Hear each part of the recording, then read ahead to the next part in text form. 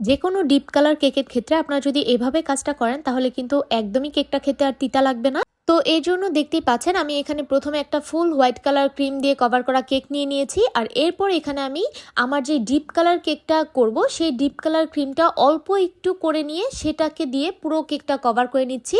আর যেহেতু আমি এখানে গাঢ় যেই হলুদ কালারটা আছে সেটা খুবই কম পরিমাণে নিয়ে এখানে কেকটাকে কভার করে ফেলছি, তাই কিন্তু এটার টেস্টটা আর কোনোভাবেই নষ্ট হবে না, খেতেও তিতা লাগবে না, প্লাস হাতেও ভরে থাকবে না। তো আপনারা কিন্তু চাইলে এইভাবে এই সেম প্রসেসে যে কোনো ডিপ কালারের কেক করে ফেলতে পারবেন খুবই ইজিলি। আর এখন দেখতেই পাচ্ছেন আমি আস্তে আস্তে করে কেকটাতে ফিনিশিং আনার চেষ্টা করছি। আর আজকে এখানে আমি একটা ছোট ভুল করে ফেলেছিলাম। আমি যেহেতু এখানে একটা গাঢ় হলুদ কালার দিয়ে কেকটাকে লুক দিতে চাচ্ছিলাম, তো আমার উচিত ছিল ভিতরে যে আমি কভার করেছি ওই ক্রিমটা একটা লাইট ইয়েলো কালার রাখার, তাহলে এই যে এখন যে সাদা সাদা একটু একটু দেখা যাচ্ছে এরকমটা আর হতো না। তো আপনারা অবশ্যই এই দিকটা খেয়াল রাখবেন। আল্লাহ হাফিজ।